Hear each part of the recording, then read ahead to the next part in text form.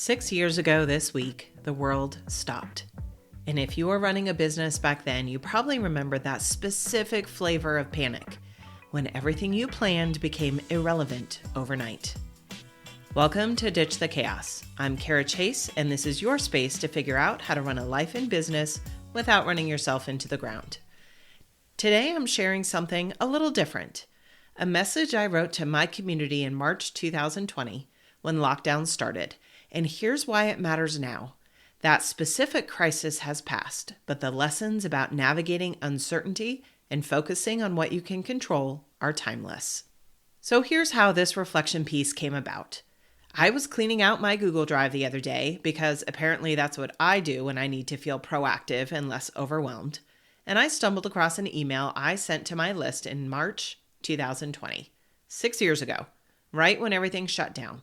And I know that we are all so tired of talking about that time. I certainly am. But reading through that email made me realize how relevant the message still is. Reading it took me back to that moment, that anxiety of not knowing what was coming or what to do, the weight of trying to keep my business running while everything around us was falling apart, the paralysis of wondering if I should keep marketing or if that made me tone deaf. And even though the crisis that prompted that email is over, the advice I gave then still applies, because uncertainty didn't end in 2020. It's just a big part of being an entrepreneur, part of being human. So I want to read you parts of that email today, not as a nostalgia trip, but as a reminder that you've survived hard things before, and the strategies that got you through then can get you through whatever uncertainty you're facing now. Let me set the scene for you. It was March 13th, 2020. Schools were closing. People were panic buying toilet paper. Nobody knew if this was going to last 2 weeks or 2 years. And if you were a business owner, you probably were staring at your calendar, watching everything cancel in real time. I had just gotten off a Voxer call with a mastermind buddy, and she was in tears, full on sobbing. Not because anything terrible had happened to her personally, but because she felt so completely out of control. And here's what she said that stuck with me. She had gone to the store the night before and only bought snacks and coffee. But now she was second-guessing herself. Should she go back for bread? Was that giving in to the fear? Or was only getting snacks too frivolous, like she wasn't taking this seriously enough? Bread. She was spiraling over whether or not to buy bread. And that might sound a little dramatic, but it wasn't really about the bread. It was about feeling completely powerless in a situation she couldn't control. And when you're someone who manages anxiety by staying in control, which, let's be honest, describes most of us high-capacity women entrepreneurs, not having control feels terrifying. So I told her, go get the bread if that makes you feel better. Do the thing that gives you a sense of agency, even if it's small. Because that's what this was really about. Finding something, anything that you could control when everything else felt like it was coming undone. Now here's where it gets relevant to business in general. The same paralysis showed up for all of us as entrepreneurs. We didn't know what to say. We didn't know if we should keep marketing or if that made us look insensitive. We didn't know if we should pivot everything online or wait it out. I remember the questions flooding my inbox. Should I still launch my course? Is it tone deaf to talk about my business right now? Do I acknowledge what's happening or just keep going? And here's what I wrote in that email because I think it still applies today. There's no right answer. You have to do what feels right and authentic for you. But, and this is important, if you're stuck at home, if your income is uncertain, if you're worried about how to keep things running while you deal with something major in your life, you need something to focus on, something you can control. And not because ignoring your feelings is healthy, but because taking action, even a small action, helps you feel less powerless. So here's what I gave my community back then, a list of things you can do in your business when business is slow or when you need to take positive action because you feel out of control. And I want to read this to you now because guess what? These still work. Whether you're dealing with a global pandemic or just a crazy week when everything feels like it's falling apart and you don't know what to do next. You might want to grab a pen and jot down this list. Are you ready? Here we go. Go through your entire website on a mobile device. When was the last time you actually did that? Check for anything that looks wonky and fix it. It's productive, it's useful, and it gives you a quick win. Update your content for better SEO. Go back through old blog posts or videos or podcast show notes and refresh them with updated information and keywords. It's something you can control that has long-term payoff. Do a backend admin cleanup. If you run an online store, organize your inventory and back office setup. If you're a service provider, clean up your Google Drive, take inventory of the apps you're paying for, check your website for broken links. This is the stuff that always gets pushed to someday because it's not urgent, but it makes you feel so much better when it's done. And I always find something that needs fixing when I do this back-end cleanup. Brainstorm ways to take your business online. Even if you're not a brick and mortar business, think about what parts of your business could be more streamlined, automated, scalable, and flexible. What would make your life easier if things got chaotic again?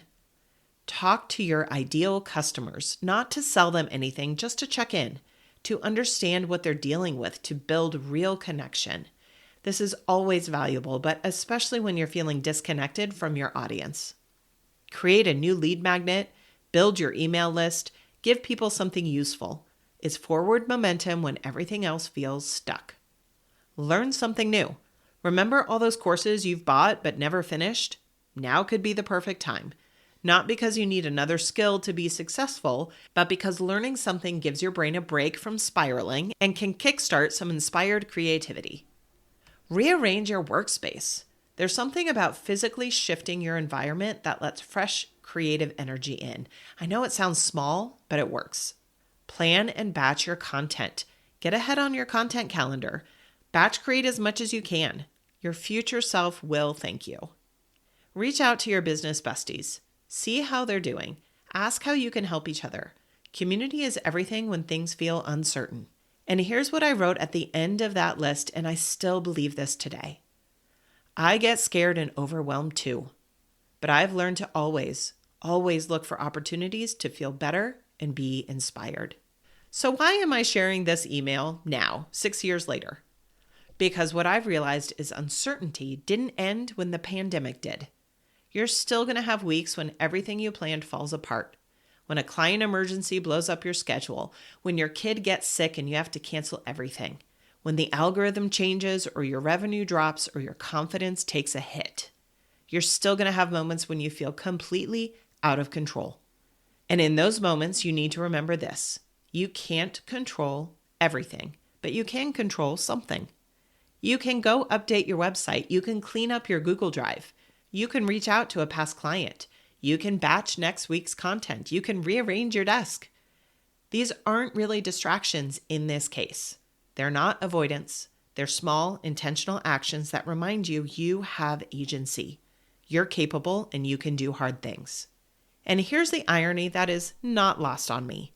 When I found this email, I was cleaning out my Google Drive because my own life is in a bit of an upheaval right now.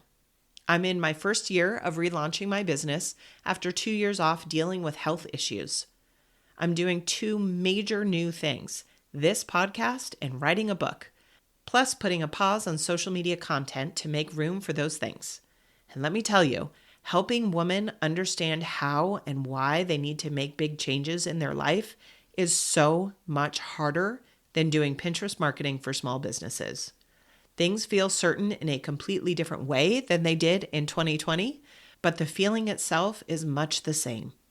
That I don't know what's coming next and I need to feel like I have a little bit of control feeling. So I did what I advised my community to do back then. I took small actions. I cleaned out my Google Drive. And in doing that, I found this message that reminded me of my own advice, which I need too. You've done hard things before and you'll get through this. So here's what I want you to take from this. The next time you feel stuck, overwhelmed, or completely out of control, and you will, because that's just part of running a business and living a full life, don't spiral. Take one small action. Pick something from this list, or make your own list. But do something that reminds you that even when you can't control the outcome, you can control your effort, your focus, and your next step. That's where your power is. Here's your reset and reclaim action step for the week. Pick one thing from the list that I shared, or choose your own small, controllable action and do it this week. Not because it's urgent, not because it's going to solve all of your problems, but because it will remind you that you have agency.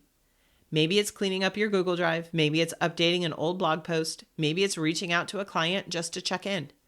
Whatever it is, do it intentionally and notice how it feels to take control of something small when everything else feels crazy. That's it. Just start there. If this episode resonated, I'd love to have you join the Productivity Rebellion. It's my free monthly guide for women who refuse to choose between success and sanity. Once a month, you'll get one productivity strategy that actually fits your real busy life, behind-the-scenes stories from my month, not Instagram perfect advice, and the chance to ask me anything. I answer subscriber questions on the show.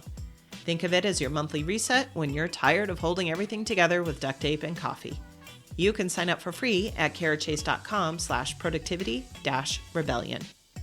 Thanks for listening. If this helped, please leave a review. It helps other women entrepreneurs find the show. I'm Cara Chace, reminding you to keep questioning the rules and making your own. And P.S. If you're ready to stop following productivity systems that don't fit your life, check out Chaos Detox. It's not another course giving you a rigid system or template to follow. It's a framework that teaches you how to create your own time management methods. Learn more at carachace.com/chaos-detox.